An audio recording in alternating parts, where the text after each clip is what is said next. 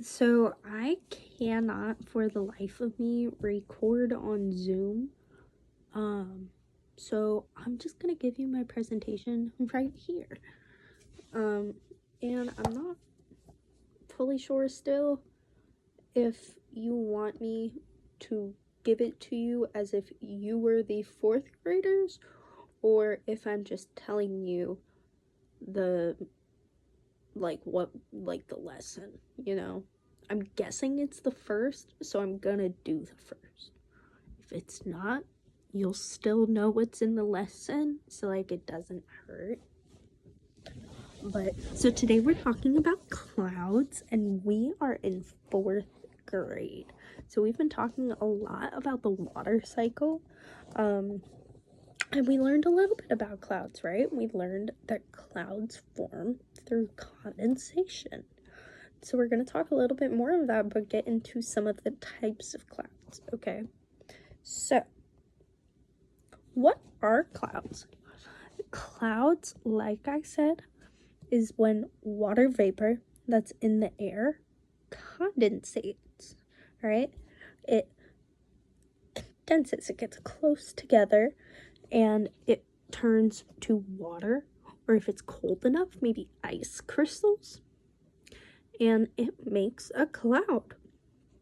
All right, so there's a couple of different types of clouds, and they're different based off of what they look like, what they can do, and where they are in our atmosphere, right? In our sky, in the sky. So how do they form? Well, when it's cool enough in the atmosphere, right? At certain points when you get high enough, like if you've ever been in an airplane, it gets really cold when you touch the window when you get really high up. So it has to be cool enough for the water to want to for the gas to want to condense and turn to a liquid, right?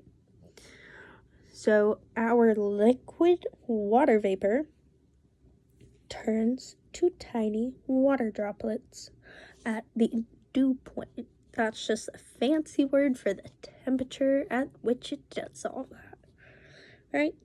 So I'll keep it right there. So our three types of clouds are going to be cumulus, stratus, and cirrus. Those are the three main types that I want to talk about. And there is a fourth little special one, but he's going to hide down there for now because he's for our activity later. But there's many, many more types. These are just the three that I want to focus on today, okay? So cumulus, these are going to be the fluffy clouds that you think of when you think of a cloud, right? So these kind of just say, hey, the weather's good today. It might be really cloudy out, so maybe it's not as sunny, but it's not going to rain. Okay, these clouds produce no rain. But if we look at our cumulonimbus, now these clouds, these were what were out today, right? These were those scary, scary thunderclouds later in the day that made the thunder and the lightning. Now, nimbus, that ending in the word, nimbo or nimbus, if you see that in a word, that means it can produce rain, okay? So cumulonimbus is a thunderstorm cloud, and it can produce rain. Now, my next type of cloud is a stratus cloud. The way I like to remember it is I think stratus, stretch, because it's big flat layers that I think are stretched out across the sky, right? So they're still fluffy, right? But they're just flat layers. And then nimbostratus. So this one has nimbo at the beginning. So what do you think that means? Yeah, that it might produce rain. I don't know if they'd say that. Actually, I do know if they'd say that. They did say that. But so nimbostratus, this one would produce rain also. Now, this one is not quite the same as our cumulonimbus cloud, because this one doesn't make thunderstorms. So earlier in the day, when it was just raining and kind of drizzling, this would have been the cloud that was covering the entire sky. It looked really gross and gray out, and it produced a good amount of rain early in the day, all right? Okay. And my last type that we're gonna really focus on is cirrus. These are way up, way up in the tippy top sky. And that is why they are made of ice crystals, because it is super, super cold out there, right? So these are super wispy. And then we have cirrocumulus. So sometimes we get these special types of clouds where they mix together two types of clouds because they share characteristics of the two types. These guys are wispy. They're up high in the atmosphere, but they're also really puffy like the cumulus clouds. So we call them cirrocumulus. But y'all don't need to focus too much on that. Now, I do want you to focus on the prefix alto. Alto means high. Can everybody say that? Alto means high. Okay, so if you see that word in front of our base word, because a prefix goes in front, what can you assume about the cloud? Yes, that it's high in the atmosphere.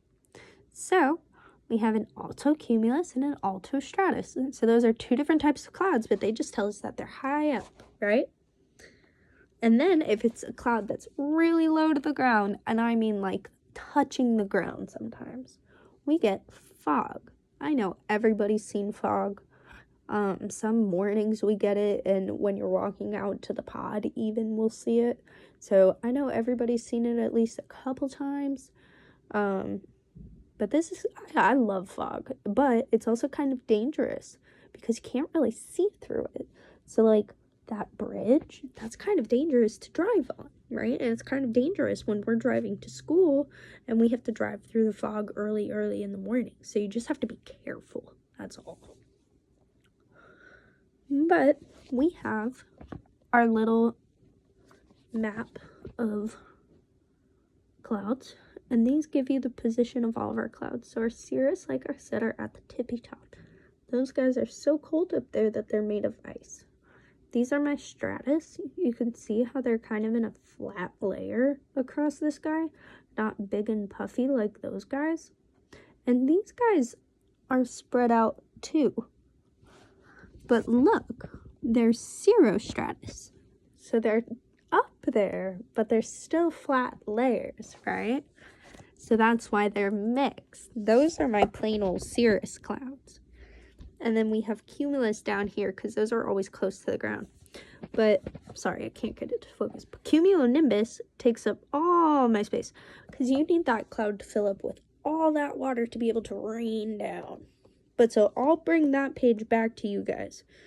But also they took notes throughout all of it. I wasn't going to go at their pace. It took so long for them to take notes. God bless their hearts. I did not realize how long it would take for them to write down like that statement, fluffy clouds indicating fair weather, and like cumulus, and then draw a picture of the cloud. That was for all of these ones. They didn't have to do it for this. They did have to do it for fog. And then we did a fun little arts and crafts activity where they split a paper hot dog hamburger, folded it, and then wrote the names of, like I was saying, the 4 clouds. And they used cotton balls, and they like made each cloud, and like for the cumulonimbus, like some of them like colored them in gray and like made like little lightning bolts and stuff. And I'll see if I can find a picture of it. I don't think I have a picture of it, but I hope I do. But either way, I hope that is what you wanted. I am not sure. but that was one of the ways I checked for understanding. I also asked them questions. And the lesson actually went pretty well. Today, because it was pouring rain, we actually had a little conversation about the clouds, and we were like, hey, like, just to start the day, what type of cloud is outside today? And we argued back and forth whether it was stratus or cumulus, and I tried to argue with them, and I was like, well, it's got to be stratus because it's flat across the whole sky. And it honestly did look exactly like this picture this morning, so I think I was right. Haha. But I definitely had fun with it, and I love my class, and I love my school. I have found no time to do this, so I'm sorry that you have to watch 10 minutes of this. I'm genuinely sorry, but thank you so much for letting me do this, and please, yeah, let me know if there's anything else I can do. Thank you so much.